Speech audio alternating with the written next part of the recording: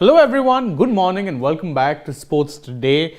It's a wonderful cold Friday morning. I personally enjoy the cold. I don't know about you guys. You can let me know if or you don't, either which way. But I for one enjoy the cold. Great day. But there's plenty that has happened overnight in the world of sport that you may or may not have missed out on. And if you did, well, you're at the right place at the right time, because we have for you the morning update where we bring you all of the news that you might have missed out on whilst you were asleep and whilst the world, at least in our time, was asleep. So without further ado, let's just check in straight away and see what it is that was happening in the world of sport. And we're starting with this man Arshdeep Singh. Now, of course, you doubtless remember that Arshdeep had a match to forget upon his comeback to the Indian team during the second T20I against Sri Lanka. Now, he ended up bowling 5 no balls, which actually puts him in a rather unwanted list, because he's now the Indian to have bowled the most no balls in a single T20I match. And incidentally, he ended up breaking the record of Ishant Sharma and himself. Not even kidding. Before this, the record for the most number of T20I no balls in one match was joint shared by Ishant Sharma and Arshdeep himself. But now Arshdeep unfortunately sits in a class of his own when it comes to bowling the most number of no balls in one match, which was of course 5 yesterday against Sri Lanka. Now, obviously this was something that many saw as cause for concern, and skipper Hardik himself said afterwards in the post-match presentation that bowling these many no balls is unforgivable. I'm trying not to be too harsh on our bowlers, and I understand that mistakes can happen, but these many no balls is just unforgivable. And truth be told, you can understand why it is he said that, because you remember that India lost by 16 runs, and those 5 no balls of Arshdeep cost you about 20 odd runs if you're counting the free hits. So without those free hits, could India have been in a better chance for actually winning the match? I mean, it is hypothetical, but it is also fair to say that those no balls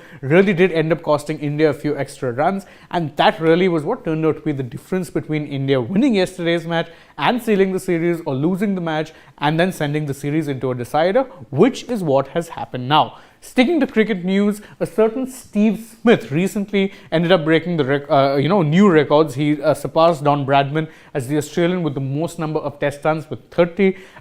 He also ended up becoming the 4th highest run scorer in test matches for Australia, surpassing the record of one Michael Clarke. However, he had hinted at retirement in a press conference when people said that, he was asked a question on how long it is that he intends playing on and this and that. And he said that, look, I don't know, we'll see, I'm enjoying it for now, but I don't think I can do this for too long. So that had obviously fueled a lot of speculation about retirement. But now Steve Smith has come out and said that, look, I'm going nowhere. I was deliberately cryptic in that particular press conference, but as of now, I see no reason to change anything. I'm enjoying my batting. I'm doing it well. I'm enjoying the feeling of being a test player for Australia, and I intend doing it for as long as I possibly can. So if any of you were worried that we might have to be living in a world where Steve Smith wasn't still one of the best test batsmen ever, well, that reality is not coming to fruition, at least for a short while yet. And truth be told, why would it? Smith is batting as well as he ever has been. He's made tweaks to his technique that have actually rectified some of his weaker points, and perhaps most importantly, he's still scoring boatloads of runs. There's no reason that Australia would want him to retire, and there's certainly no reason for him to want to retire, unless of course he has a drastic change of heart all of a sudden. Fingers crossed that's not really the case though. Moving on from cricket news to the world of football, and my club Chelsea continue to give me heart pain. This time around, they ended up losing 1-0, a very close game I may add, to defending Premier League champions Manchester City. Now again, as I said, close win. It took one Riyad Mahrez goal courtesy of a Jack Grealish assist to seal the match, but it's still 3 points drop for Chelsea, who, truth be told, now look increasingly unlikely to be making it for a top 4 finish, because as things stand, they're about 8 points away from the team in 4th.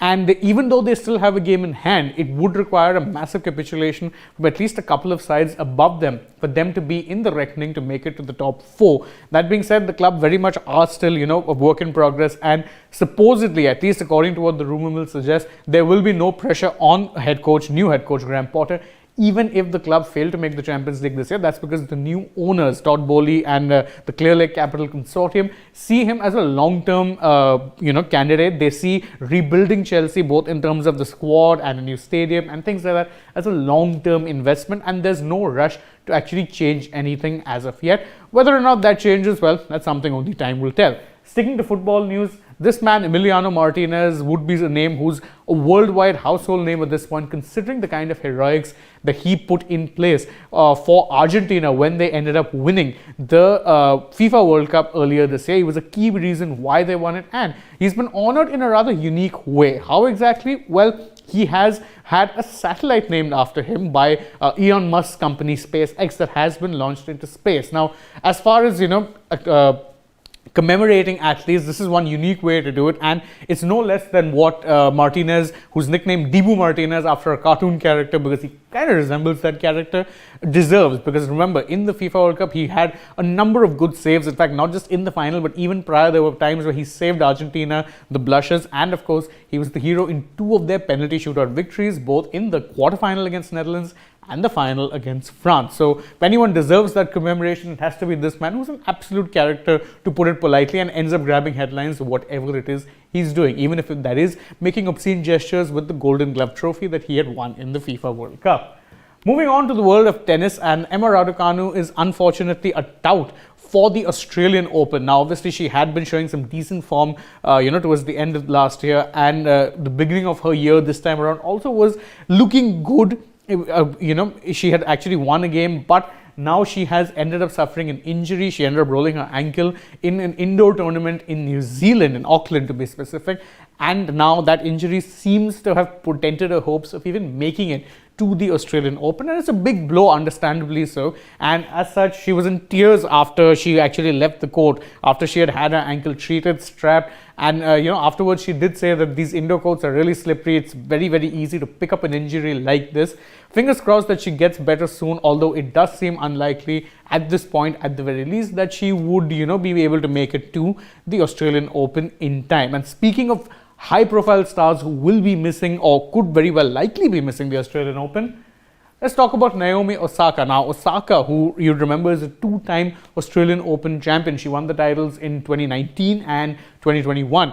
She is on the list to play in Australian Open as of now, but there's no information whatsoever about her whereabouts. Now, that doesn't mean to say she's gone missing. She had recently been on vacation and was traveling Europe with her partner, and in fact had been posting a lot on Instagram showing off the locations they were at, but she's not in Australia as of now, and the tournament isn't that far away. And there's a growing feeling among the organizers of the tournament that Osaka may well be missing out on the tournament as well. Now, truth be told, from a tennis perspective, it wouldn't probably be the best thing to have Osaka there. I mean, she's not played a competitive match since September of 2022, and even prior to that, she had taken breaks from the game to focus on her mental health and her well-being, and obviously nothing is more important than that. But the simple fact of the matter is, looking at it from a sporting perspective, she would have been really undercooked and perhaps wouldn't have been able to compete at her best once it was time to compete in the opening Grand Slam of the year. But again, there's no official confirmation, but it does seem to be very likely that Osaka will not be making it to this particular tournament as well.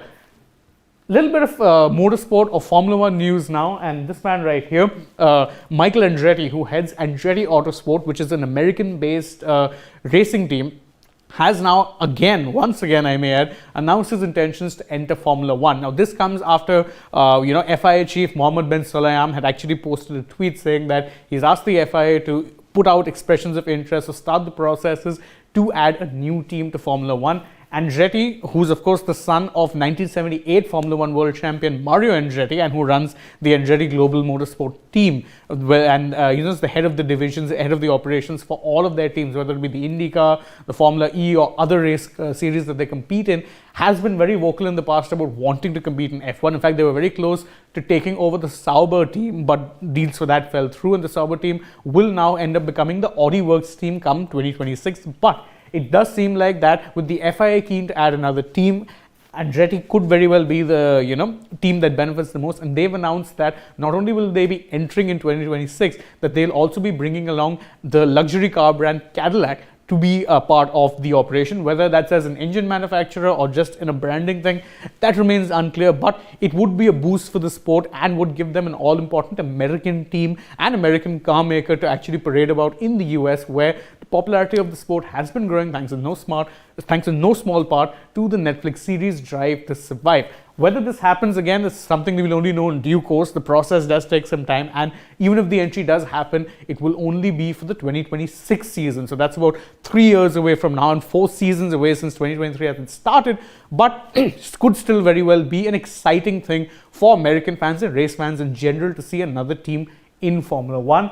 And that's it for this edition of the Morning Update. Thank you guys so very much for joining us. As always, if you enjoy what it is that we do, please don't forget to like the video, share it with your friends, subscribe to the channel, and tap that bell icon. Leave us a comment as well.